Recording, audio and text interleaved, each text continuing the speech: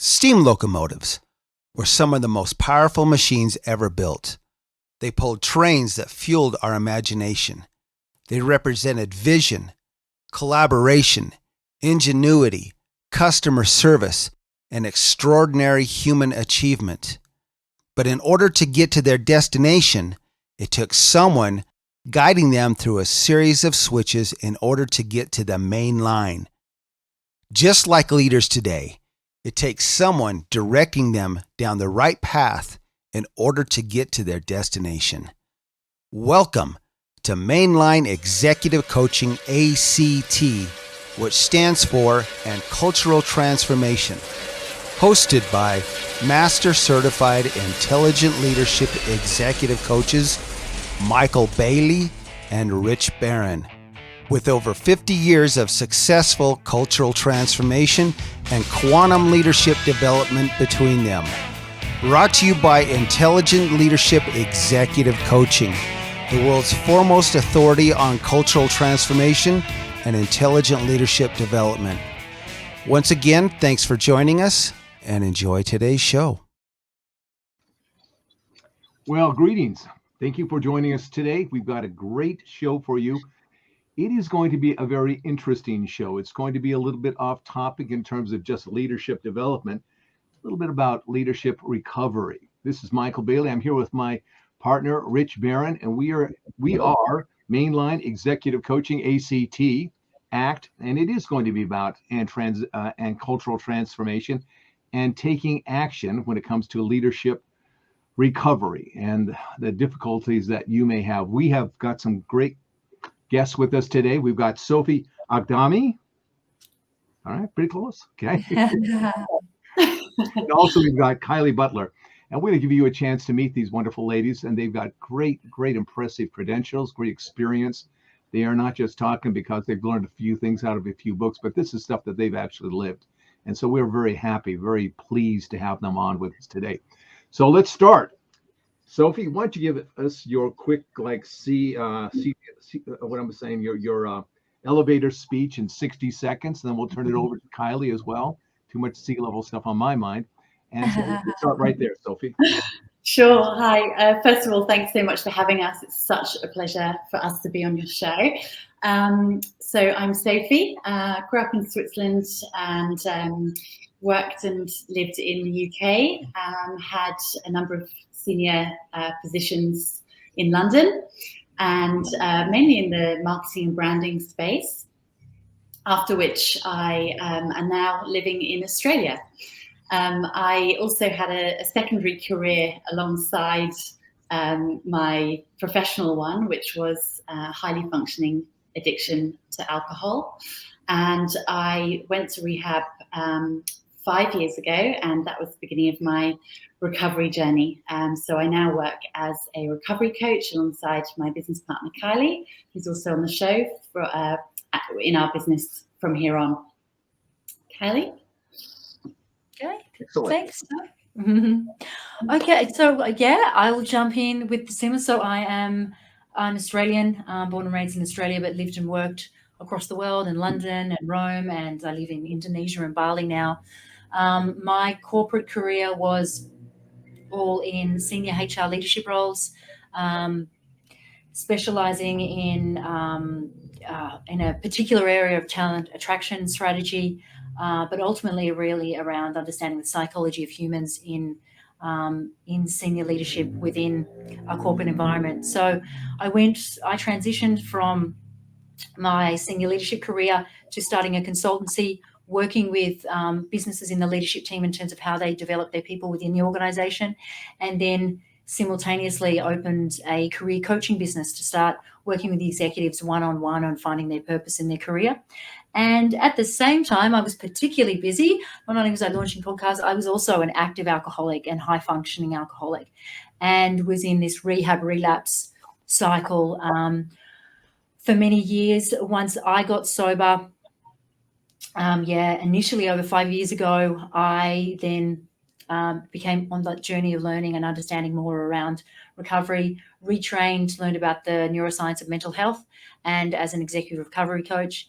And and Sophie and I have started from here on, where we work specifically with executives in recovery from addiction, and that's often recovery from complex trauma as well. All right, thank you so much. Yeah, we've got real powerhouses with us today, folks, and we're very pleased and excited to have them. Let's start here. I'm going to just share very quickly with everyone that you're watching here on the podcast has had some level of connection with addiction, either directly, I guess all of us directly, because we talked and shared a little bit, as well as family and friends that have gone through these kinds of things. So this is very close and near and dear to each of our hearts. So Rich, start unpacking this a little bit for us about this idea of C-level people, highly competent, very skilled, very smart, very capable people. The people come to them people. What are the answers? What do we do? Where are we going to go from there? So they've got all this, validation about their strength and smartness and all that stuff. But yet there's this closet of darkness that they probably want to stay away from. So give us some unpacking. We have talked so many times about the stress that you're going to have in executive level positions, those times that you're going to be facing challenges that may seem daunting, that at best. One of the statistics that I looked up, which was surprising to me, that over 11% of all C-level executives in just Fortune 1000 companies have some form of addiction. And that was shocking to me. That's a substantial number. And when you talk about that, why are they not getting help? It was interesting. It said this is one of the most treatable, untreated problems out there, is this executive level addiction issue. And the problem is the people who see this going on all the time, because you do see it. If you're an addict, if you've got those problems, you think you're hiding it from the world, but eventually they know. They know. You may think you're hiding it, but they know. Excuse me. But here's the thing. You've got to seek some kind of help or trust the people who work around you, or the people who work around you need to be able to say something. They're afraid. They're afraid to come forward and say anything. They're surrounded by a group of people that's probably protecting them. Very true. Protecting and enabling as well. Exactly. So we start this process then. Sophie, help us with this. There is the strong sense to protect, to deny. This is all part of the survival that an individual has at that C level. And the thinking is that I can outperform myself. I can outdo what it is, that this monster I've got in my closet, or however it is they want to denote it. And so high level of competence, but another level of a lot of fear, and sometimes probably even terror. How does someone get into that thing of going, I got to have some courage, I got to have some honesty about what I got to do about this? How does that begin? How do they start that? It's a really tricky process, and it can take a very, very long time because, as you just mentioned, there's usually a very quick barrier to say, oh, that's not me, or to push it down. Generally, because executives are at an extremely successful, successful, people in their work. So to even think about the fact that something might not quite be working, and they might not have control over their drinking or addictive behaviors, is quite a hard nut to swallow or to accept and then actually move through. So generally, let me ask you something. Why is that? Why is it hard for them to say, there's this that I'm great at, and there's this that I'm not so great at? Why? I mean, that's part of the addiction thing, this kind of black and white thinking, isn't it? It's if I'm all this, I can't be that. But if that you're right. That's absolutely a cognitive distortion, and because addiction is a complex neurological disorder with its roots in trauma, and so some of what drives us to be so driven and successful and achieve such results, this incredibly powerful drive, is this drive for a level of perfectionism, getting it right, making it happen. And And with that can also come, if there isn't therapy or a cognitive, a real self level of understanding, is the person is a perfectionist. They can be all or nothing thinking, and they're so hard on themselves as well. So they don't accept fault in themselves. They don't accept that like they're not able to overcome this addiction through their own drive and discipline. And then denial is an incredibly powerful source that coexists as a cognitive distortion within addiction. So this mechanism of just coping with this element of themselves that they can't cope with. And also, the addiction is serving a purpose in some way. So there is an element of going, oh, but this is working because it's relaxing me at the end of the night, or, oh, it's making me feel less stressed before that presentation. And that's the part we tend to grip onto with hands and feet to go, see, I need to continue because it's actually serving me in some way, and completely disregarding everything else that's falling away because of it as well. Yeah. It could be relationships. It could be Everything. Yeah, everything. At some level, ultimately it will be. Right? Yeah, and so that's exactly right. And Sophie brought up a brilliant point. Like normally we start with drugs and alcohol, and they work. They're very very quick serving. Like you have a drink. There's this, they do serve a purpose and they serve a function. And in the reward centers of the brain, it's a really healthy functioning. Makes me feel better, I have another one. Makes me feel better, I have another one. And what happens when we cross over into addiction, this tool, this medicine that was actually working for us, then the prefrontal cortex goes offline, and that's when consequences go offline. And then we start getting, then it's a medicine that we need to keep functioning. You actually need it to get on stage. You need it to get up during the day. And what was a solution becomes a problem. But you're so reliant on it. It's such an embedded crutch for you. It's only when you can get to this point of surrendering, of finally getting some realization of just how bad things are, how dear a price you're paying for this thing that was your friend, that was serving you. Thank you both. Rich, you had a talk about getting on stage. Would you like to share that story that you were sharing with us before we started on this podcast? Absolutely. Previously in my life with playing music quite a bit, it really, and you talk about getting on stage, you become more dependent on the alcohol or or whatever it is, and you tease yourself into thinking that I'm going to be playing really good, I'm feeling fine, I'm going to sound fine, I'm going to get out there in front of everybody, I'm having a great time. And in reality, it's not nearly what you think it is. And it becomes, not only that, it becomes a way of life. And it starts to become more a way of life.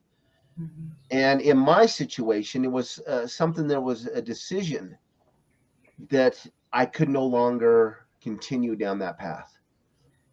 I had to make some changes in my own personal life. And it was for the better. But I'll tell you, there are those that never have. And, their lives are changed. I got to tell you, and I was telling you earlier, this addiction thing with executives hits hard for me because I've had two very close friends in the last 5 years, both high-level executives, both very successful. From the outside, you would never know it. Great families, they got the perfect jobs, whatever. And both of them ended up kind of succumbing to the stress and having to, they started turning to different issues, and both eventually lost their families, lost their jobs, and then took their own lives. And so it's a serious issue. This is one that it really needs to be addressed. And I think there's a certain fear among executives and people in the workplace that if you've got this problem, if you've got this addiction, you can't say anything about it because there's a stigma around it. You can't say anything about it. You need to continue to hide this, and for whatever reason, you're going to be fine. You keep telling yourself you're going to be fine. I've seen this in my own family. I've seen this, with dear friends, and you're not going to be fine. Here's the problem. If you're in a C-level position and you're a high-level position, your life is going to change. That addiction is going to change your life. You're going to start having mannerisms and decision-making capabilities that are going to be faulty.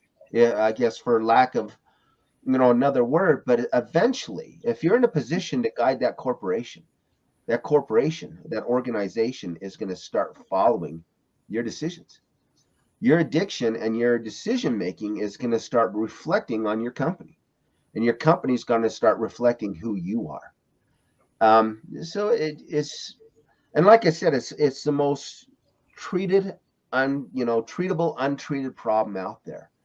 But yet we hide it. We want to put it under barrel. We don't want our coworkers to know. We don't want our families to know. We don't want our friends to know. We want to maintain this aura that we've got this great house, this great job, perfect family life, making the kind of money that we all dream about. But at the same time, we're screaming for help on the inside and not knowing what to do about it, but just saying, as long as I look good on the outside to everybody else, I'm fine. Even though I'm terribly, terribly alone. Absolutely. Terribly alone. And that's a really big part. And people feel more and more like they're keeping this secret, which is exhausting too. So you are, someone that loves your family and cares about your people and showing up. And then all of a sudden you're drinking in secret and you're lying and you're missing things. So there's all this level of shame.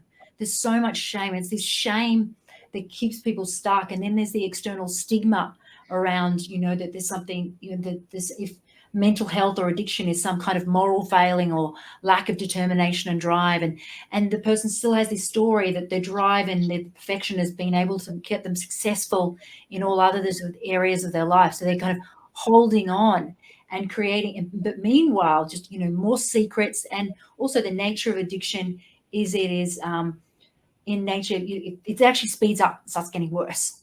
So they're getting darker. It's getting darker and darker. They're hiding more and more and more deception, more lies, and they just get so stuck in this place. And it's such a scary place when people get that so ashamed of who they are and they can't find a way out. But I mean, what Soph and I are really passionate about doing is sharing with the world that, this is just, it's so prevalent. Our craving minds, our sensitive minds, our highly driven minds, especially within leadership, the type of people who are leaders are, driven and determined and out of the box thinkers. And it's that the beauty of those powerful minds and intuition and capability that are more susceptible to addiction. And there is something incredibly brave and incredibly courageous around actually asking for help and facing up to this. And I was wowed in my corporate career when I actually had the strength to face it. I was running an entrepreneurial group and I was hiding it from all of these women, and I put them all up on a pedestal, and I was keeping my life so shiny. And I admitted it one day, and that was the first stage of, starting to reach out for help. And if you, and I suppose this would be one tip, this is kind of just come organically. If you can find those people that you can trust to tell, and, people will see your strength in your authenticity and your bravery to be courageous. And that is something to aspire to. And the recovery journey is incredibly difficult, but it is one that is also filled with so much joy and so much deeper connection. Because while those people are hiding and putting masks up and lying to keep up this facade, they're desperately lonely because they're actually not connected to anyone or anything. So when they break through that and they're honest and they're truthful, and they can, all of a sudden there's an opportunity for real connection and real love and a whole new life on the other side. But it is really painful, and it's really difficult to reach that surrender point. So let's talk about some principles here. Thank you both. Let's talk about some principles here. We all know that you must build on strengths. You have to build on truth. You have to build on honesty. And so the lying, the deceptions, the denial, those are always going to be pits of quicksand. They will never, ever, ever work. And so that's what it looks like for these folks, or even for us, that we thought we were like on quicksand. We're out there in the bog, we're on the murk, and there's no place to really stand. There's nothing that we have that is of strength for us. So something that you said earlier, Kylie, was this, and I'd like you both to comment on this. And what seems to be in play, and that's this, how does that happen to some but not to others, is that these people have a kind of hypersensitivity emotionally about life, about people, about just, they have another level, you call it like a superpower that others don't have, that they don't get. They have this. And the other thing is some sort of trauma, something that happened to them. So as I'm looking at this, I'm thinking, number one, that kind of extra sensitivity to other people, right? That is actually a strength. But like any strength, it's got to be something that you groom and you cultivate and you learn to manage. You can't just because you got a beautiful horse doesn't mean you can just let the horse go do anything, even though it's magnificent and powerful. You still have to train this horse to do what it needs to do so that both you and the horse, in an interesting way, can be happy working together. The other thing is the trauma, the issue of trauma, and being able to go to a place and say, this is something that happened to me, whatever it was, at some level, it almost doesn't matter. And yet to that person that the trauma happened to, it's incredibly significant, as you're saying. It was shaming, it was shameful even to think about. It's incredibly shameful in that whole thing. But the real principle here is this, is to come to a place of strength and to realize this wasn't my fault. And therein lies the escape from the sand trap, from that sand. You've absolutely nailed the nail on the head there, because where we can come to with complex trauma, which is the foundation for addiction, that and sensitivity, whatever happened, is, as you say, in some degree irrelevant. But there's this, and also addiction is not your fault, but it is your responsibility to recover. Right. Very good. And as a leader and as the head of a family, or with your responsibility to the people that love and care about you, it is not your fault. So the thing that's really difficult though is if you're suffering from cancer, people come and bring you flowers and everything else. Addiction, you're hiding away or in rehab, or you hide it altogether. So it's much harder to ask for help. But yeah, it's not the person's fault that they have this, complex neurological condition, but it is their responsibility to recover.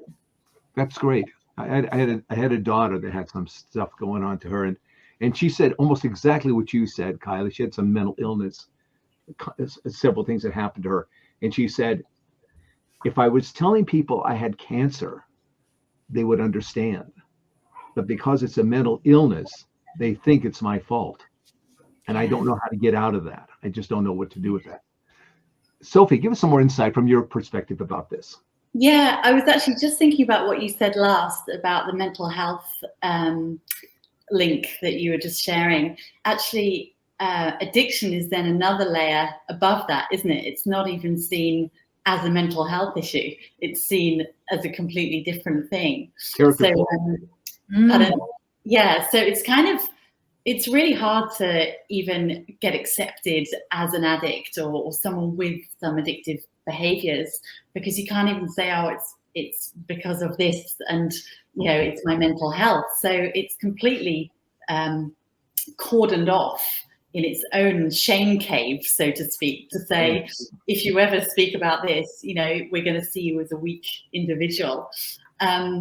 But I was also thinking about, this might be a little bit off topic, but it came into mind, as leaders, yes, we are talking about leaders with addiction themselves, but in terms of changing culture for teams, leaders have a real opportunity to help reduce that stigma as well, and actually change the culture in their organizations to allow this to come to the forefront a little bit more as an acceptable, completely almost normal, actually, way of coping with life. Because by doing that, it allows employees and teams to feel okay about bringing this up, rather than pressured by continuously trying to achieve and meet targets and exceed goals and things like that. That's excellent. Yeah, because that really is you're really talking about a 180 shift here, where there's this hyper focus on self and on ego and protecting self and all those kinds of things that go into it. That 180 of that altruism of acceptance and openness, transparency, and coming forth. I mean, that in itself, we could say that is what transformation is. People say, well, what is transformation? In this particular case, it's going from this little tiny scared world to this bigger world of openness and honesty. And all of a sudden, in that process, what you discover is life has joy, real joy. And it also has real reasons to love and to be loved. That's great stuff. How do they get a hold of you, ladies? If they want to contact you and work with you, how do they do that? So probably the fastest, quickest way is via our website, which is fromhereon.com.au. So that's got lots and lots of extra information on there. There's also a quiz if anyone's thinking they might be teetering on the edge or wanting some confirmation that, yes, they potentially need some help. There's a quiz on there as well, and our contact details. We're also on LinkedIn and Instagram. Very good. Outstanding. Anything else you'd like to add to that, Kylie? Yeah, no, and I just say also, we work via Zoom globally. So depending on the severity of the addiction where somebody is, so there's a complimentary call to begin with. And then what we tend to do is work once or twice a week in sessions. And then we can also provide more extensive services. So if somebody is really struggling, but they can't do an outpatient, then we can put together kind of a team around a psychologist, recovery coach, somatic worker. So it can be as simple as kind of one session once a week, 1 hour to move through kind of those, where to meet them exactly where they're at and help them on the path to recovery, and also a much more comprehensive solution if they're really deep into struggling. Yeah, and they really just need we need to alleviate some of that suffering. Excellent. Thank you. That's extraordinary. Thank you. I hope you get lots of people contacting you because you are the people that can help them. I believe that thoroughly. Rich, take us home. Wrap it up. Okay. Just real quick, I just want to add this. There's a certain stigma around executive coaching that we're going to come in and we're going to teach you communication skills. We're going to show a few PowerPoints. We're going to, give you a reading list. But it is not that at all. If you were listening tonight and paying attention to what Sophie and Kylie had to say, it's about love. It's about wanting to make those people better, find the better you, teach you those skills to help you avoid these pitfalls. So executive coaching is far more than what you may think it is, and it can really help you out. Every one of us and all the coaches that I know, and Sophie and Kylie, we've all been at one point or another in high-level executive positions and understand the stresses and the problems and the addictions and all those things that you're going through. Reach out. Give us a call. Give Sophie and Kylie a call. Get a hold of me and Michael, Executive Leaders Act, ILEC.com, and set some time up with us. Let's talk. Let's get you to that next level. So once again, thank you, Sophie. Thank you, Kylie. We sure appreciate it. I think it's morning time where you guys are, so enjoy your day. And whoever else out there, enjoy your day, enjoy your evening. Take care, be safe, and we'll see you again next time. All the best. Thank you, ladies. Thank you for having us. Thank you so much. Awesome to be on the show. Bye-bye. With all of the issues facing organizations today, leadership development and cultural transformation are needed more than ever. Go to our website, Executive Leaders Act, ILEC.com. Book some time with us. Let's sit down and talk and get you on the path to success. This podcast was brought to you by Intelligent Leadership Executive Coaching, ILEC, the world's foremost authority on leadership development and cultural transformation. Once again, for Mainline Executive Coaching, ACT, this is Rich Barron and Michael Bailey. Thank you for joining us, and take care.